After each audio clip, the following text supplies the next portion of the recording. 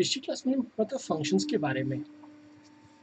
तो आज हम फंक्शंस में पढ़ेंगे types of function based on parameters and return type, कि उसमें किस तरह के हम पैरामीटर्स बेस्ड हैं और क्या रिटर्न टाइप रहेगा। तो एक तरफ हम लिख रहे हैं फंक्शन टाइप,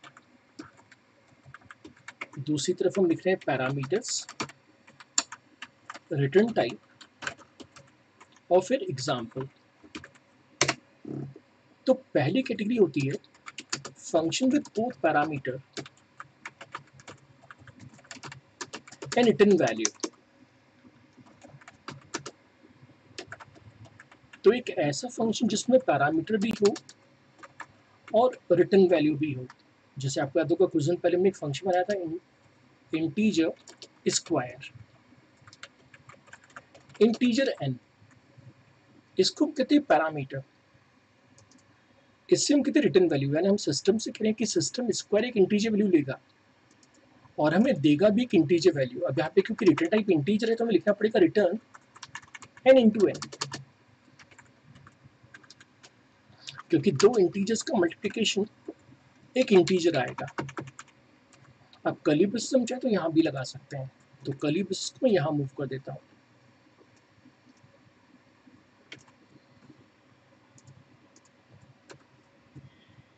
जिससे कि ये फंक्शन थोड़ा सा कॉम्पैक्ट हो जाएगा। बाकी आप चाहे तो नेक्स्ट टाइम में भी कर्ली ब्रेसेस लगा सकते थे।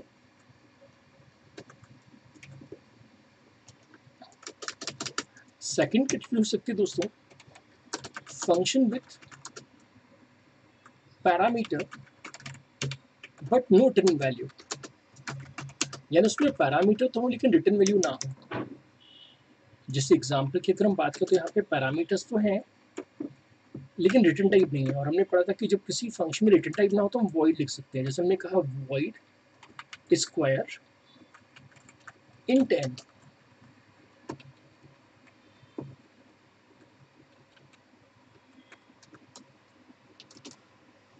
जैसे कि हमने पढ़ा था कि इसको हम पैरामीटर कहते हैं। तो यहाँ पे पैरामीटर है लेकिन जब फंक्शन कुछ रिटर्न नहीं करता तब हम यहाँ पे वॉइड लिख सकते हैं, क्योंकि वॉइड का मतलब है एम्प्टी रिटर्न टाइप। तो हम सिस्टम को इन्फॉर्म करें कि पैरामीटर लेगा एम्प्टी है लेकिन कुछ रिटर्न बैक नहीं करेगा। अब क्योंकि कुछ रिटर्न बैक नहीं करेगा तो इसे हम रिटर्न नहीं यूज करेंगे, हम डायरेक्टली प्रिंट करवा सकते हैं %d n इंटू n। जब हम वैल्यू रिटर्न करते हैं वो वैल्यू पेरेंट फंक्शन या कॉलिंग फंक्शन के पास जाती है, लेकिन जब हम प्रिंटफ लिखते हैं तो वैल्यू कहीं रिटर्न नहीं होती बल्कि डिस्प्ले हो जाती है। तो यहाँ पे वैल्यू डिस्प्ले तो होगी लेकिन मेन फंक्शन के पास नहीं जाएगी, जबकि रिटर्न की मदद से वैल्यू पेरेंट या कॉलिंग फंक्शन के पास जाती है। तीसरी category function with no parameter and no return value, ना ही पैरामीटर हो ना ही कोई रिटर्न वैल्यू हो। तो यहाँ पे पैरामीटर भी नो है, रिटर्न टाइप भी नो है।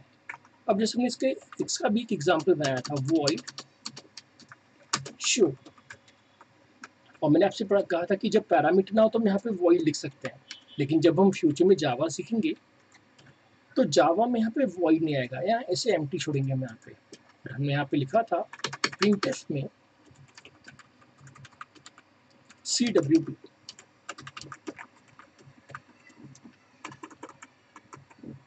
तो इस फंक्शन में ना ही कोई पैरामीटर आ रहा है और ना ही कोई रिटर्न वैल्यू है। तो देखिए दोनों जगहों पे रिटर्न वैल्यू नहीं था तो दोनों जगहों पे वॉइड आया है।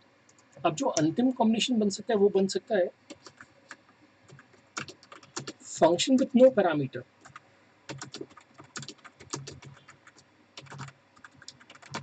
But have return value.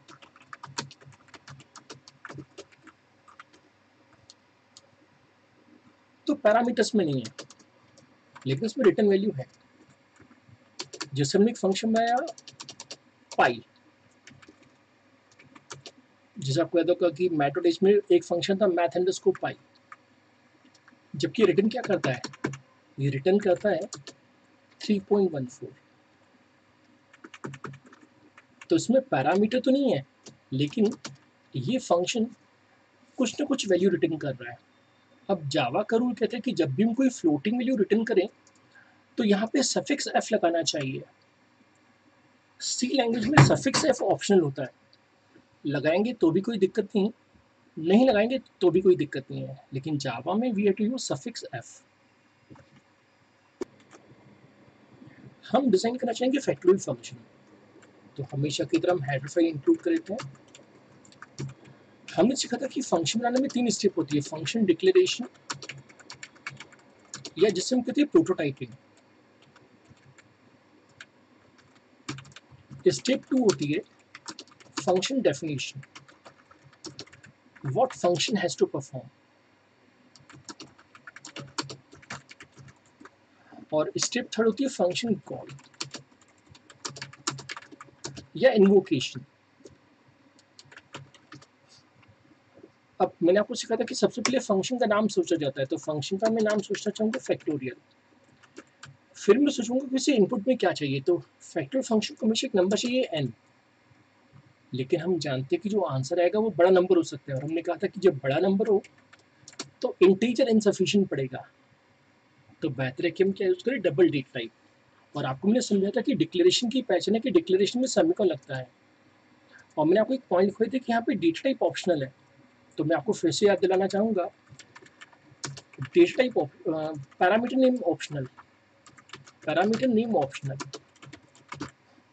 मैं आपको याद दिलाना चाहूँगा कि पहले मैं यहाँ पे पैरामीटर n लिखा था, लेकिन डिक्लेरेशन में नहीं भी दे तो चल जाएगा, तो पैरामीटर नेम हम छोड़ सकते हैं। अब हम इसकी डेफिनेशन देना चाहेंगे। अब डेफिनेशन की पहचान है कि पैरामीटर नेम कंपलसरी है, और यहाँ पे कर्ली ब्रेसेस आ जाता है।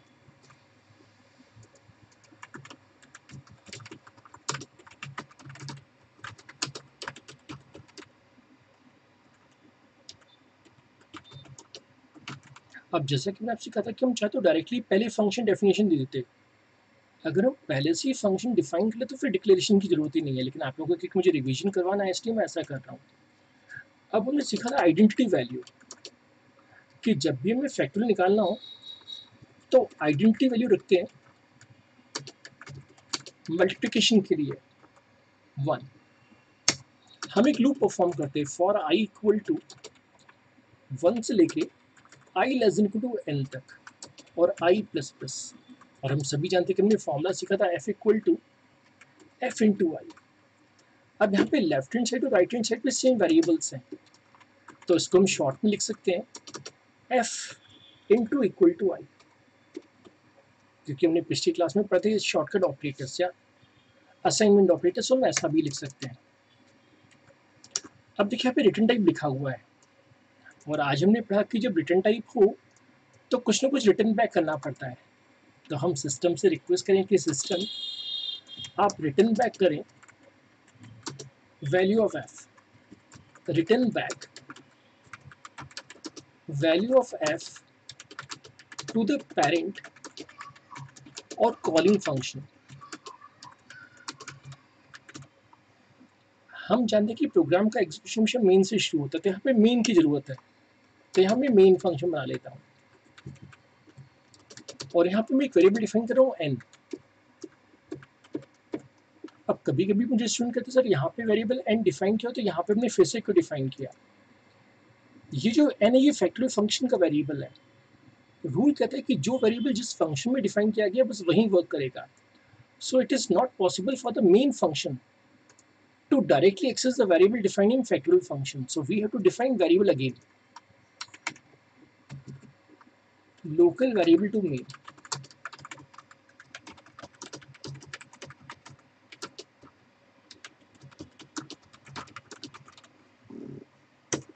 और हमें एक और वेरिएबल चाहिए m to store the result. अब हम यहाँ पे यूजर से कहेंगे printf enter a number, कि किस नंबर का फैक्टोरियल चाहते हैं, और हमने scanf की मदद से यूजर से एक इंटीजर वैल्यू ले ली, और हम फंक्शन को कॉल करें m equal two factorial of n, function call with argument n। मैंने आपको पिछली क्लास में पढ़ा था कि जब हम फंक्शन कॉल करते हैं तो वहाँ पे कोई आर्ग्यूमेंट का नाम आता है, आपको डेटा टाइप नहीं देना पड़ता, जबकि डिक्लेरेशन और डेफिनेशन में डेटा टाइप आता है। So here we are passing value of n, और जो भी n की वैल्यू होगी उसका आंसर m में आ जाएगा, और हम यहाँ पे प्रिंट करवाएंगे factorial of percent D equal to percent 0.0 LF, क्योंकि हम जानते हैं कि डबल डेटा टाइप के लिए LF यूज होता है। हम चाहते हैं कि डेसिमल प्लेस से शो ना हो, इस कारण से 0.0 लगा रहे हैं, और यहाँ पे हम n और m दोनों को प्रिंट करवा देते हैं और फिर रिटर्न 0। अब ये प्रोग्राम तैयार हो चुका है, इससे पहले एग्जीक्यूट करेंगे, फिर आपको मैं फिगर से समझाऊंगा कि काम कैसे करता है।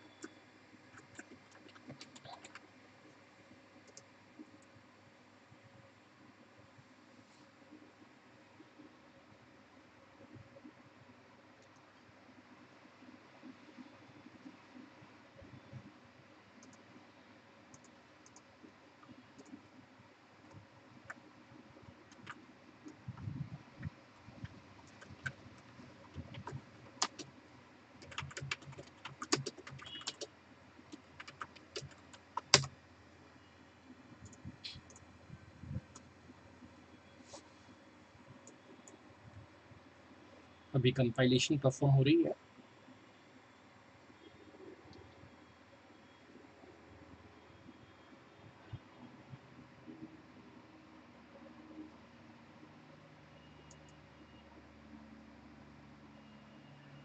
अब इसे रन करके देख सकते हैं। जैसा कि हम सभी जानते हैं कि प्रोग्राम मेन से एंट्री करता है, तो मेन प्रोग्राम सबसे पहले एग्जीक्यूट होगा। मेन प्रोग्राम हमसे एक नंबर पूछेगा, जैसे यहाँ पे लिखा है एंटर नंबर,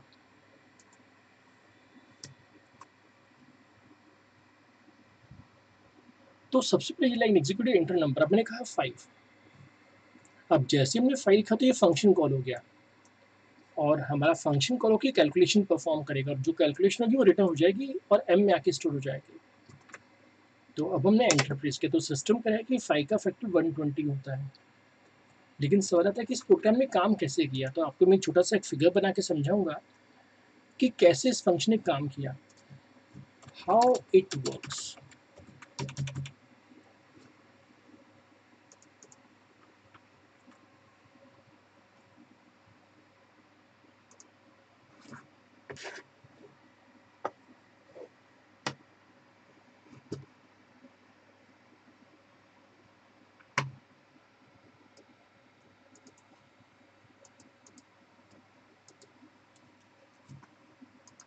तो जब भी किसी प्रोग्राम को रन करते तो हमेशा एंट्री मेन से होती है।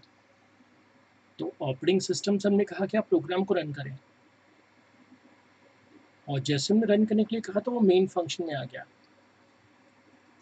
अब मेन फंक्शन में जो लिखा होगा वो पहले चलेगा, तो लिखा था इनपुट n। यहाँ पे क्योंकि मैं लॉजिक समझा रहा हूँ तो इसलिए मैं कुछ इस तरह से लिख रहा हूँ इनपुट n। अब जैसा कि हमने देखा था कि मैंने 5 इनपुट किया, यहाँ लिखा था दोस्तों m equal two factorial of n। तो टेक्निकली n पास नहीं होगा, n की वैल्यू पास होगी, और हम जानते हैं कि n की वैल्यू मेमोरी में क्या है 5। अब सिस्टम फंक्शन को कॉल करता है, इसे फंक्शन कॉल मैकेनिज्म कहते हैं, यानी उस फंक्शन के पास जाना। तो फंक्शन का नाम क्या होना चाहिए, फैक्टोरियल।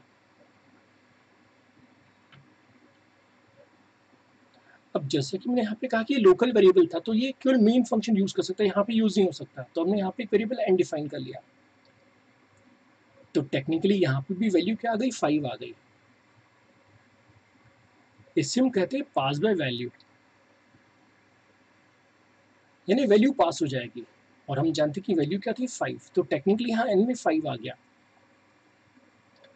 अब मैंने एक वेरिएबल f रखा दोस्तों, जिसको मैंने 1 रखा, और एक i का लूप चलाया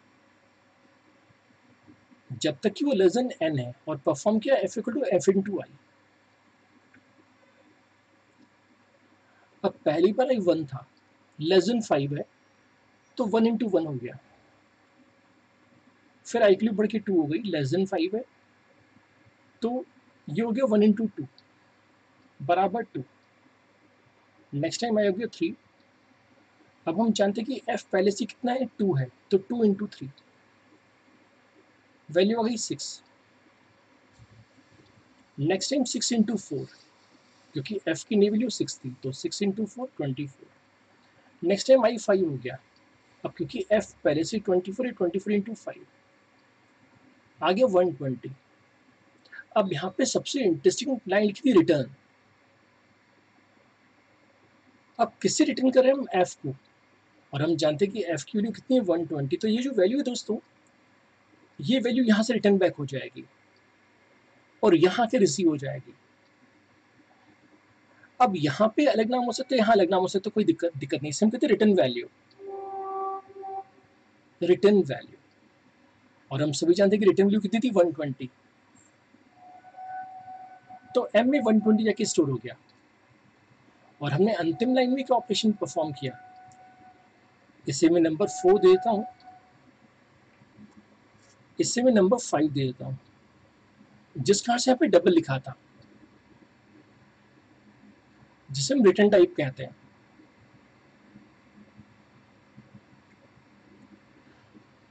और नंबर 6 जो सबसे अंतिम लाइन थी वो ये चलेगी, जहां हमने लिखा था प्रिंट m। और हम जानते हैं कि प्रिंट m में वैल्यू क्या प्रिंट होगी 120। इससे ये फंक्शन एग्जीक्यूट होगा। हम देखिए इनलाइन फंक्शन की डेफिनेशन क्या है। हमने अभी भी एक फिगर देखा था जिसमें हम फंक्शन को कॉल कर रहे थे। तो फंक्शंस की ड्रॉबैक है दोस्तों कि जब हम किसी फंक्शन को कॉल करते हैं तो काफी समय आने में और जाने में चला जाता है। लेकिन इनलाइन फंक्शन की कॉल खासियत क्या है? When a function is defined as inline, then compiler uses code expansion technique for it. Code expansion technique for it instead of calling the function.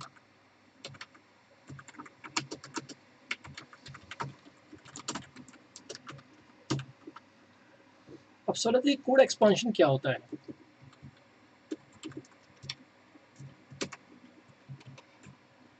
Code expansion means function code get copied at the place where the function is called.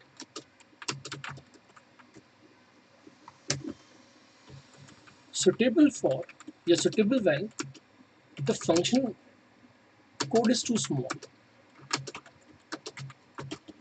to save the time required to call and return back from the function.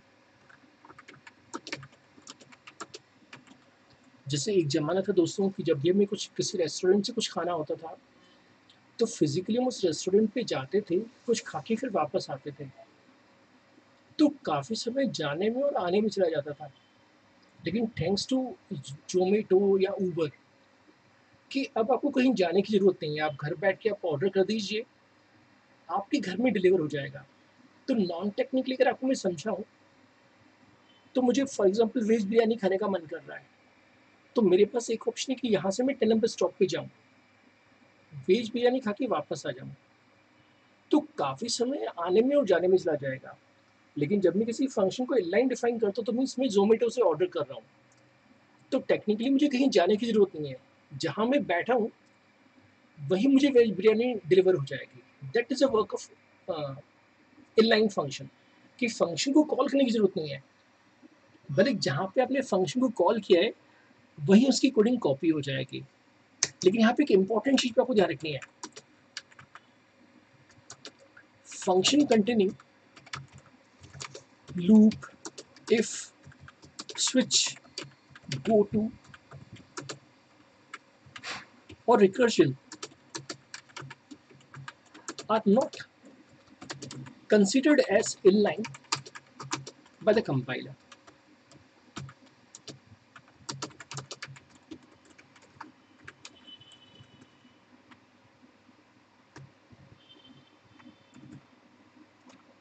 Warning will appear.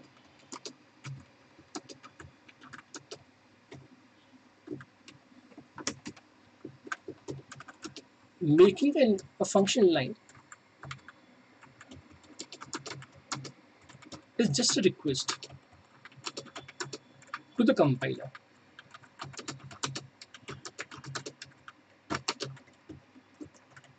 and compiler may ignore it, and compiler may ignore it due to CQ number 2।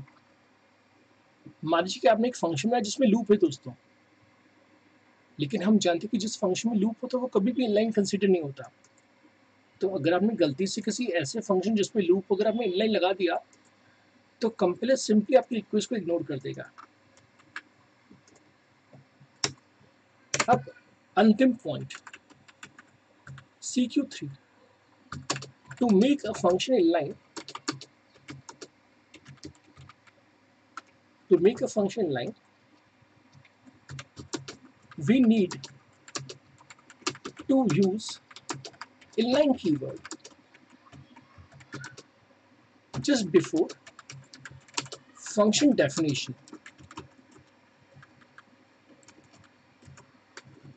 यह आप ध्यान रखिएगा कि जब भी अगर आपको किसी फंक्शन को इनलाइन बनाना हो तो उसकी डेफिनेशन के आगे इनलाइन आ जाता है। अब पहले मैं आप लोगों को ये पॉइंट प्रूफ करके दिखाना चाहता हूँ, तो थोड़ी देर के लिए मैं टर्बो सी ऑन कर लेता हूँ,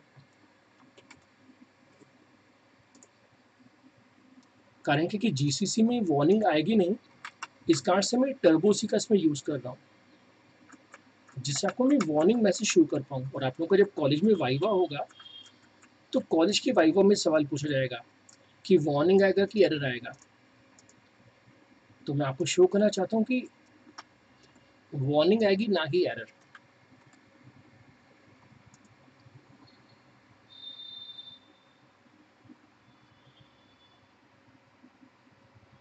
तो मेरे पास पहले से ही फैक्टोरियल फंक्शन बना हुआ, उसको मैं ओपन कर लेता हूँ।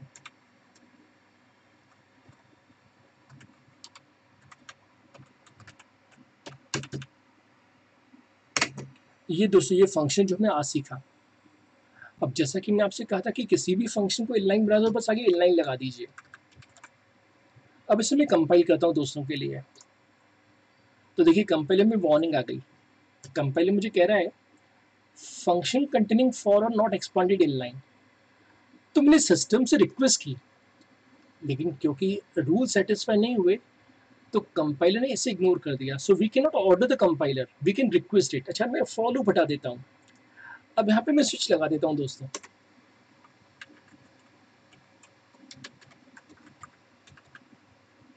देखिए क्या होता है।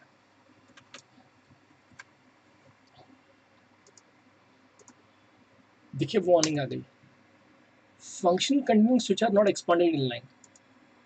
अब मैं सोच रहा हूँ कि यहाँ पे मैं गो टू यूज करूँ। यहाँ मैं एक्स बना देता हूँ या सी बना देता हूँ और मैं कहता हूँ गो टू सी। अब इसे कंपाइल करते हैं। देखिए फिर से वार्निंग आ गई। सिस्टम कह रहा है कि function containing go to are not expanded in line, जैसे कि प्रूव हो गया कि हम केवल कंपाइलर को रिक्वेस्ट कर सकते हैं। कंपाइलर वेरीफाई करता है कि हमारा फंक्शन इनलाइन होना चाहिए या नहीं। अगर हमारा फंक्शन इनलाइन नहीं होना चाहिए तो उसे वार्निंग आ जाएगी, ना कि error.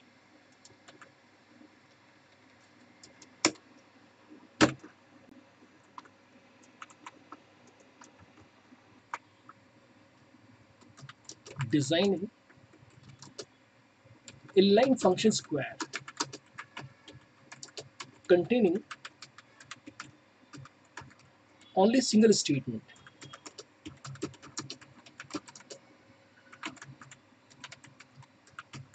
return n into n. So it is best candidate for code expansion,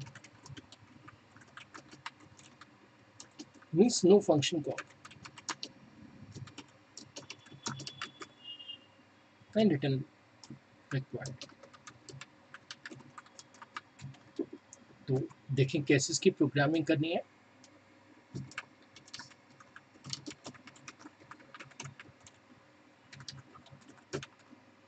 यहाँ मैं डायरेक्टली फंक्शन डेफिनेशन प्रोवाइड कर रहा हूँ।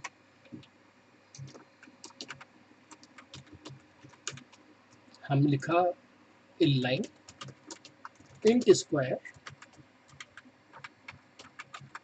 int n, और यहाँ मैं सिंपली लिख रहा हूँ return n into n, a main function।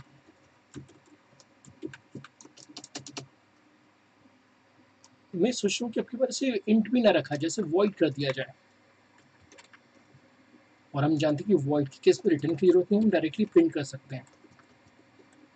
तो यहाँ पे डायरेक्टली मैं printf में लिख रहा हूँ square equal to %d और n into n। अब जैसे कि हम जानते हैं कि मेन फंक्शन में फंक्शन को कॉल करते हैं, हम 3 बार फंक्शन को कॉल करते हैं, जैसे स्क्वायर 5, स्क्वायर 6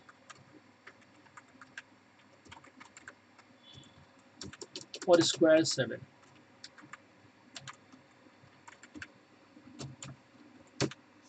और लास्ट में रिटर्न 0। ये फंक्शन कॉल है दोस्तों।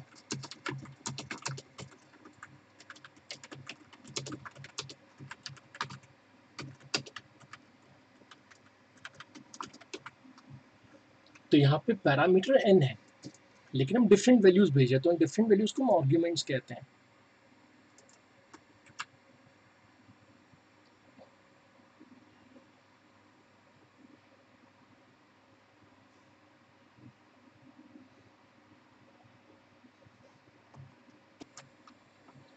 दूसरे में समझना होगा कि कोड एक्सपांशन कैसे काम करता है, तो उसके लिए हमें एक छोटा सा फिगर बनाना होगा।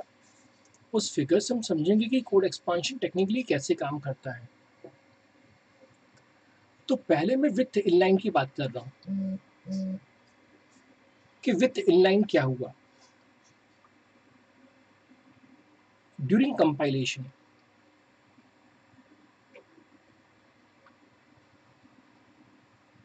हम जानते हैं कि हम कोड को कंपाइल करते हैं, तो बिफोर सिचुएशन क्या थी और आफ्टर सिचुएशन क्या थी।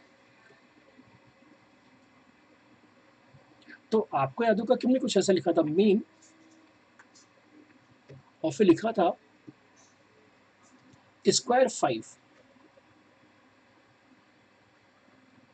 लिखा था स्क्वायर 6, स्क्वायर 7। लेकिन यहाँ पे कोड एक्सपांशन होगा।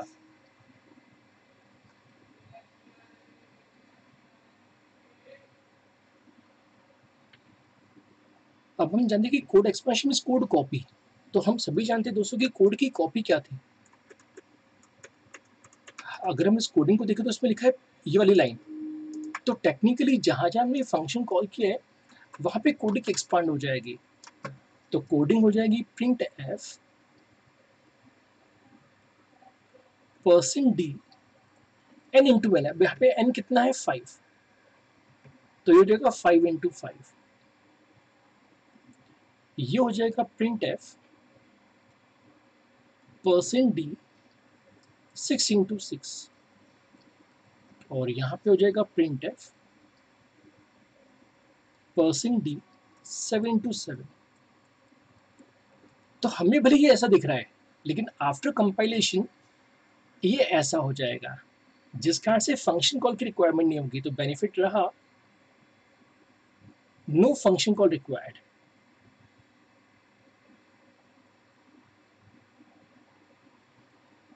लेकिन यही चीज अगर विदाउट इनलाइन होती तो क्या होता। विदाउट इनलाइन हमारे सिस्टम का काफी टाइम वेस्ट होता।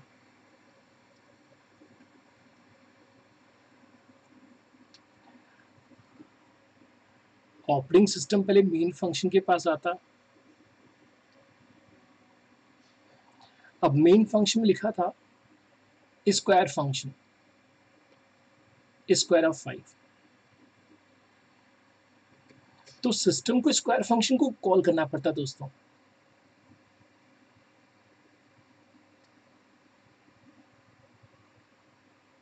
यहाँ पे जगह की कमी, इसलिए मैं कुछ कोड को ऐसे लिख देता हूँ कि कुछ कोडिंग लिखा है। तो फंक्शन को कॉल करना पड़ता। फिर लाइन नंबर 3 में लिखा था क्या, स्क्वायर 6। तो फिर से उस फंक्शन के पास जाना पड़ता। फिर हमने लिखा स्क्वायर 7, तो बार बार फंक्शन को कॉल करने का कोई एडवांटेज नहीं मिला, तो यहाँ पे 3 बार फंक्शन कॉल हुआ, जबकि हमारे इस टेक्निक से एडवांटेज क्या हुआ कि फंक्शन को कॉल नहीं करना पड़ा, बल्कि उसकी कोडिंग की डायरेक्टली एक्सेस हो गई। अब तक हमने फंक्शन को नॉर्मल वेरिएबल्स पास किए,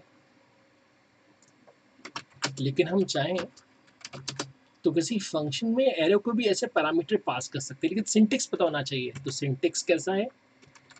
return type, function name, data type, array name और ये bracket in both declaration definition. तो हमारे कंपाइलर को कैसे पता चला कि ये एरे है? तो आप देख सकते हैं ये सिंबल किसका है? एरे का सिंबल है। तो यहाँ पे इंपॉर्टेंट पॉइंट हमें क्या मिली? To pass 1D array we have to specify empty big brackets. Optionally we can specify size in C++, not required in Java.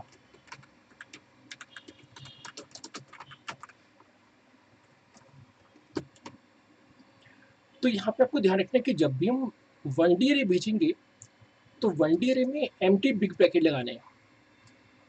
Optionally we can specify size, लेकिन दूसरे जब हम फंक्शन कॉल करेंगे तो हम लिखेंगे फंक्शन नेम और array का नाम ड्यूरिंग फंक्शन कॉल या इन्वोकेशन, क्योंकि हम जानते हैं कि एक आर्ग्यूमेंट है।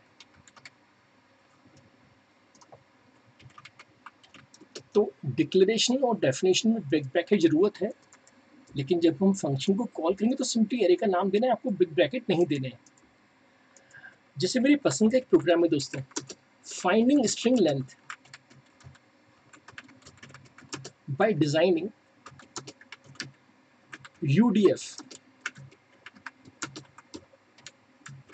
same is performed by Dennis Ritchie.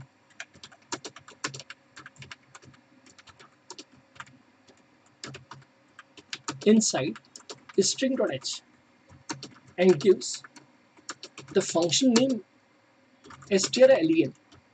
आपका तो कहा कि हम काफी दिनों से एक फंक्शन यूज करें strlen, तो आज मैं सिखाना चाहता हूँ कि कैसे हमारे डेनिस रिची ने strlen नाम का फंक्शन बनाया होगा। लेकिन मैं फंक्शन का नाम strlen नहीं दूंगा, मैं कुछ और नाम दूंगा। तो हम सभी जानते हैं कि पहली स्टेप होती है फंक्शन की डिक्लेरेशन।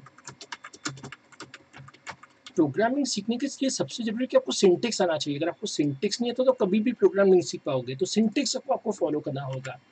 मैं सिंटेक्स को कॉपी कर लेता हूँ। सबसे पहले फंक्शन का नाम सोचते, तो मैं फंक्शन का नाम दे रहा हूँ पूरा स्ट्रिंग लेंथ। हमें चाहिए क्या? एक स्ट्रिंग, और हम जानते हैं कि स्ट्रिंग का डेटा टाइप सी में चलता है कैर। और फिर जो भी एरे का नाम देना चाहें, जैसे मैंने एरे का नाम दे दिया एन। हम जानते हैं कि लेंथ एक इंटीजर वैल्यू, तो ये इंटीजर रिटर्न करेगा। अब हम जानते हैं कि जैसी फंक्शन डिक्लेरेशन होती है सेम वैसी फंक्शन डेफिनेशन होती है। बस फंक्शन डेफिनेशन की पहचान है कि वहां पे कर्ली ब्रेसेस आ जाते हैं। और आप सभी अगर अपनी कॉपी को रिवाइज करोगे तो सबको याद है कि स्ट्रिंग लेंथ का हमने लॉजिक क्या सिखाया था, कि हम एक इंटीजर वेरिएबल लेते हैं आई, और हम सिस्टम से कहते हैं कि सिस्टम आप तब तक लूप चलाइए जब तक कि हमारी स्ट्रिंग में /0 ना मिल जाए।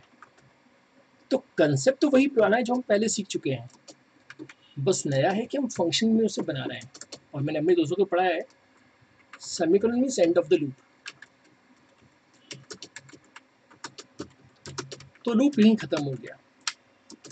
हम लिख रहे हैं रिटर्न आई, तो जो भी आई की वैल्यू होगी वो रिटर्न बैक हो जाएगी। तो टेक्निकली जो चीज़ पहले मैं मेन फंक्शन में लिखा करता था अब वो हमने यहाँ पे लिखी हुई है, लेकिन हम जानते कि प्रोग्राम चलता कहाँ से? मेन फंक्शन से। तो यहाँ पे मुझे एक स्ट्रिंग डिफाइन करनी पड़ेगी जिसकी मैं साइज अराउंड 20 फॉर एग्जाम्पल, और मैं एक मैसेज प्रिंट कर रहा हूँ, प्रिंट एफ एंटर स्ट्रिंग, और यहाँ मैं लिख रहा हूँ एक वेरिएबल मुझे और चाहिए एल, और यहाँ लिख रहा हूँ मैं L equal to strlen of N. ये फंक्शन कॉल है जिसे हम स्टेप थर्ड कहते हैं। अब जैसा कि मैंने आपको सिंटेक्स में सिखाया था कि जब हम फंक्शन को कॉल करते हैं तब केवल एरे का नाम देना पड़ता है, ब्रैकेट्स की जरूरत नहीं पड़ती। और हम जानते हैं कि एरे का नाम क्या है, simply N with argument N.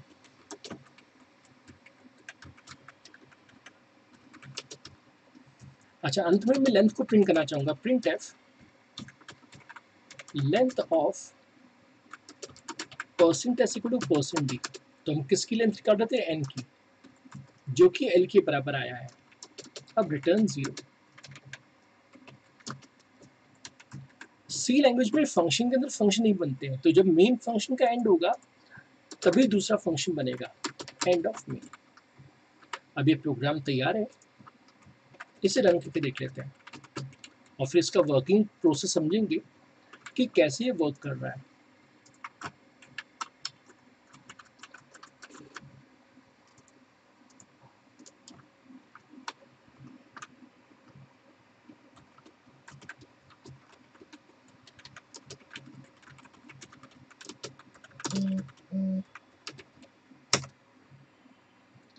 अब मैं इसे कंपाइल करता हूँ दोस्तों के लिए, देखें कैसा रिजल्ट आता है।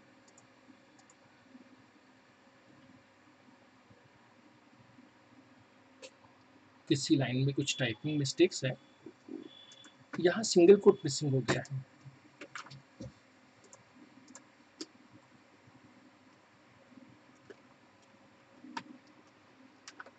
अब देखिए फंक्शन को मैंने नाम किया था, स्ट्रिंग लेंथ दिया था, जिस कारण से जब हम कॉल करेंगे तब भी हमें वही नाम देना होगा। इसे फिर से कंपाइल कर लेते हैं। अब ओके है दोस्तों, मुझसे नेम पूछा गया तो मैंने कहा एम के गांधी, हालांकि स्पेसेस भी काउंट होते हैं, कुछ अलग ही प्रोग्राम चल गया, ये डिफरेंट प्रोग्राम चल गया है।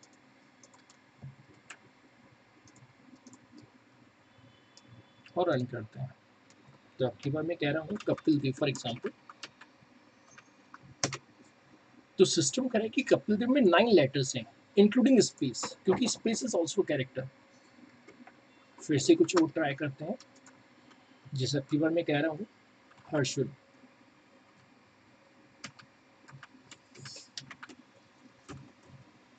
तो सिस्टम बता रहा है कि हर्षुल में 7 लेटर्स हैं, यानी प्रोग्राम सही वर्क कर रहा है। अब इसका एक फिगर समझाया जाए कि कैसे ये वर्क करता है, हाउ इट वर्क्स।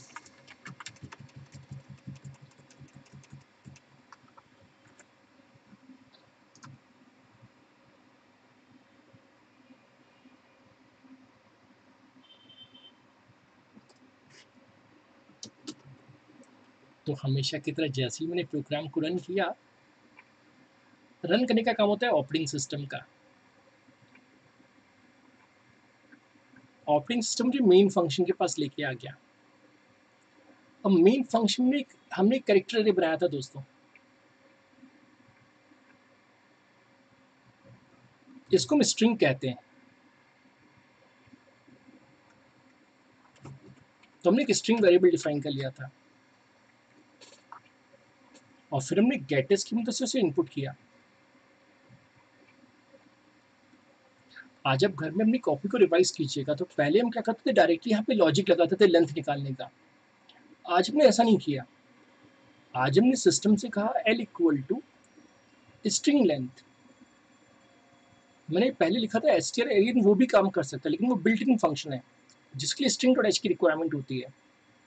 तो सिस्टम से मैंने कहा कि सिस्टम मेरे पास एक स्ट्रिंग है, वो इसको पास हो जाए। अब हो सकता है कि उस स्ट्रिंग में डेटा हो राज, यहाँ पे मैं छोटा सा डेटा ले रहा हूँ राज, जिससे कि मैं ज़्यादा लूप लेंदी ना चलाना पड़े। हम जानते हैं कि हर स्ट्रिंग /0 से एंड होती है, अब जैसे ही सिस्टम ने फंक्शन देखा तो फंक्शन कॉल हो गया। अच्छा है, इससे हम इनलाइन नहीं बना सकते क्योंकि इसमें लूप है। अब क्योंकि लूप तो इनलाइन नहीं बन सकता, यहाँ पे एक फंक्शन में बनाया स्ट्रिंग लेंथ। और फंक्शन की फायदा है कि फंक्शन हमने एक बार बना लिया तो उसको हम किसी हेडर फाइल में सेव करके कई बार यूज कर सकते हैं। तो आगे जाके हम हेडर फाइल भी बनाएंगे। तो हमने एक लूप चलाया दोस्तों, हमने सिस्टम से कहा कि एक आई का लूप परफॉर्म हो। हर बार हम चेक करें एन आई क्या है और कब तक लूप चलता चाहे, जब तक कि वो स्लैश जीरो ना हो और आई प्लस प्लस। तो पहली बार आई था जीरो, तो एन के जीरो पे क्या था आर, जो कि स्लैश जीरो नहीं है। यस, तो आई की वैल्यू बढ़ के हो गई वन। वन पे मिला ए, जो स्लैश जीरो नहीं है, तो वैल्यू बढ़ के हो गई टू। टू पे मिला जे, जो कि स्लैश जीरो नहीं है, तो वैल्यू बढ़ के हो गई थ्री। लेकिन जैसे हम थ्री पे पहुंचे तो उसको स्लैश जीरो मिल गया, कंडीशन फॉल्स हो गई। अब क्योंकि कंडीशन फॉल्स होगी तो रिटर्न होगा। अब हमने क्या रिटर्न किया था, हमने रिटर्न किया था आई। अभी जो आई है दोस्तों, ये उठ के इस वेरिएबल में चला गया। तो 1 2 3 4 5 6, और सबसे लास्ट लाइन में लिखा था दोस्तों, सेवेंथ लाइन में हमें प्रिंट करना था किसे, एल को। और हम जानते कि एल में वैल्यू क्या है, आई की वैल्यू, और हम जानते कि आई की वैल्यू कितनी है, थ्री। तो अंत में हमें आंसर मिलेगा कि लेंथ थ्री है। अगेन मैंने यहाँ पे लूप इस तरह से समझा आप लोगों को। और यहाँ पे इंटीजर क्यों था, क्योंकि हम सिस्टम को बता रहे थे कि रिटर्न वैल्यू कैसी होगी, कि we are going to return integer value.